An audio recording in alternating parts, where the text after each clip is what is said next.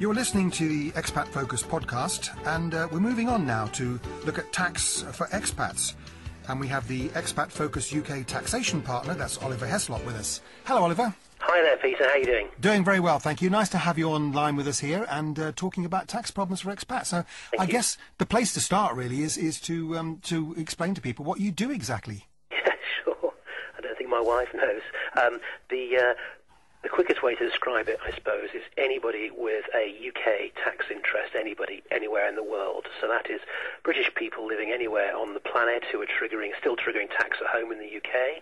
And then we have lots of Japanese and Americans and Australians coming into the UK who've started to trigger UK tax as well. So that's my main client base. And we do Social Security for them as well. So national insurance problems, there's always problems on that area. So just getting people out of trouble, cutting costs where we can, that sort of stuff. Right, so I mean, presumably a lot of people have more than one home and travel all over the place, and basically you are there to save them from getting into any serious trouble and obviously losing lots of money. That's right. I think it used to be you would go abroad for 3 years, maybe sell your house, leave your house empty, and not really come back until the end of your assignment. But nowadays, with cheap flights and everything else, people can be running 2 homes and working certainly one country, living in another, certainly around the EU. So it's how do you manage that, really? Yeah, okay. Now, we've had a series of questions because on Expat Focus, of course, there is a link that takes people to you to ask questions about problems they may be having, and some of these we picked out today to discuss. Now, the first one that's popped up is how do you cease to be UK resident for tax, and what does that mean exactly? Well, people didn't used to worry about this. The reason it's coming up now is because we've had a few court cases in the papers whereby British people living abroad long term have been caught out and thought they'd broken all ties and they hadn't. So in the old days, you went abroad for a full tax year. I won't go into the full detail of it.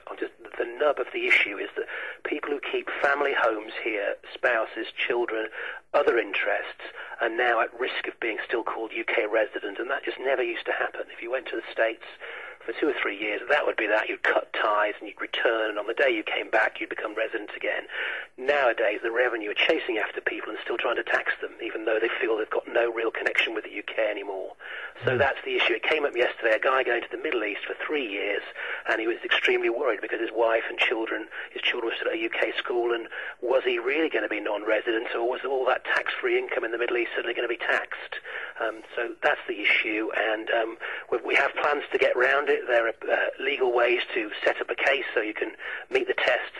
Suffice to say that there is a way around this, and there are tests that we can do to ensure you stay non-resident, but it's a hot topic. Peter. It certainly is. I mean, it sounds like the kind of thing would worry a lot of people. Now, if people are leaving the country, I guess you need a sort of a checklist of things that you should do in order to avoid problems. Do you have something like that? Yes, that'd be. Yes, thanks for raising that.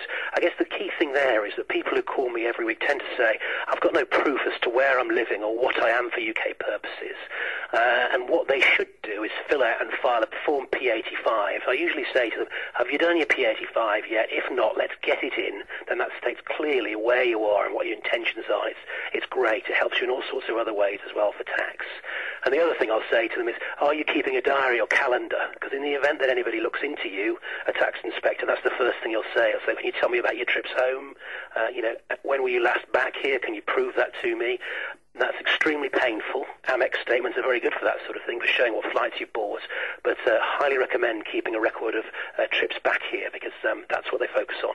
Obviously a very important factor as well. Now, I suppose if you've been paying PAYE and all the rest of the stuff here, you assume, as you said correctly at the beginning, then you just, when you've left, you think, okay, that's it, done and dusted, I've invested my money, I've paid all my taxes, off I go. That's right.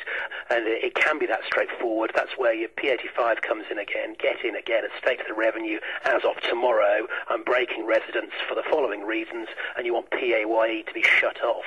I have a lot of clients who go abroad, the UK payroll aren't sure what their status is, they just keep paying tax, and that person then starts to get called for tax in Holland as well, and France. So really messy, and very much worthwhile filing that departure form and saying, I want to come off PAYE, because it won't happen automatically.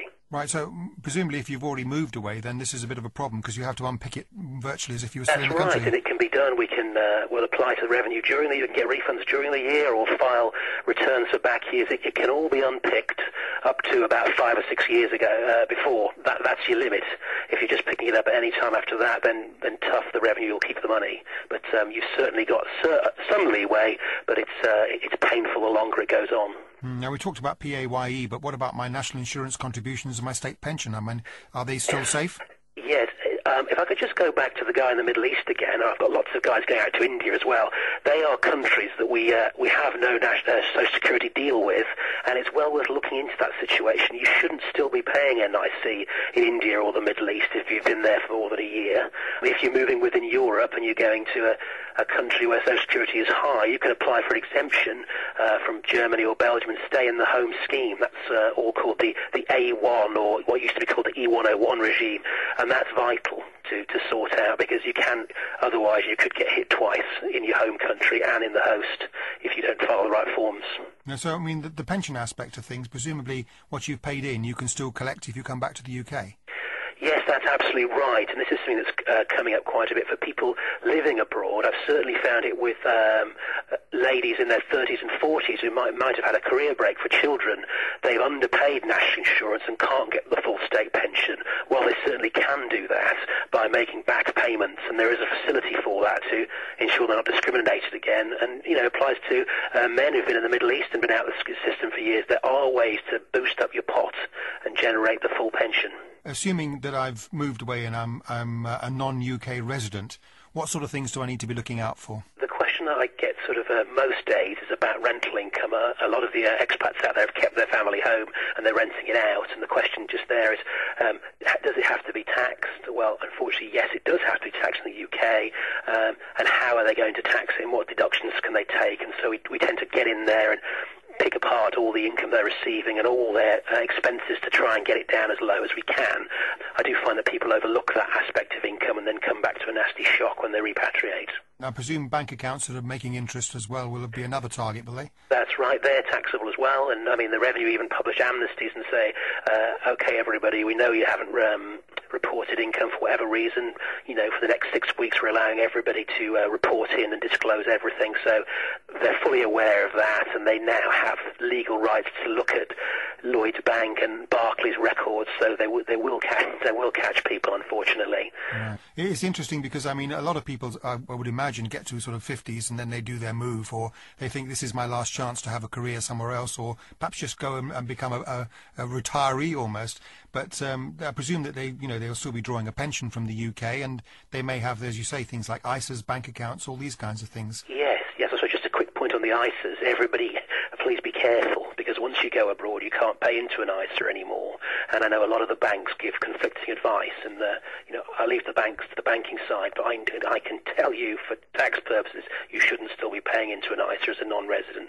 So be careful. You don't want that unpicked and unravelled and the money shoved out by the revenue as being not tax-free. And the pension thing, yes, that comes up a lot. I have a lot of people in their 60s and 70s who write to me and say, well, I'm being taxed at home on that UK pension, but what about the States? What about Italy? They've started to tax me as well.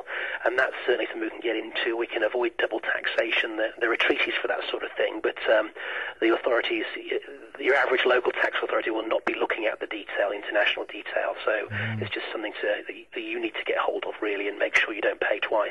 Yeah. Now, we've been having lots of emails from people here as well saying that they've closed their bank accounts in the UK, they've moved abroad, and perhaps after 10 or 15 years they decide they want to come back again and find it very, very difficult to open a new account, which is a bit of a strange scenario to be in, because you'd think if you're British then there's no reason why you shouldn't be able to open a bank account. No, absolutely, and I've got a couple of ideas on that, as I'm not allowed to promote directly any of the high street banks, but there certainly is one that is more favourable to people's situations. We often have it with a lot of people from Central Europe, Poland, Czech Republic, whose histories aren't trusted, and returning Brits as well. So there are ways around that. That's certainly the best option. The next best would be to be, taking loans and other finance at less favourable rates, but I wouldn't advise that in the first instance.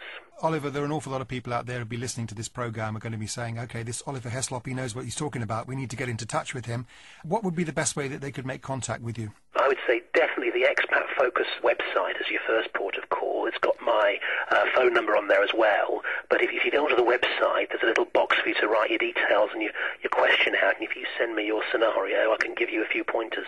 That's brilliant. I think the address is what? www.expatfocus.com/UK tax. Is that correct? That's right, Peter. Great. Yes, Okay. thanks. So then they will be able to make direct contact with you, ask your question, and then you'll hopefully be able to solve all their problems for them, which sounds like...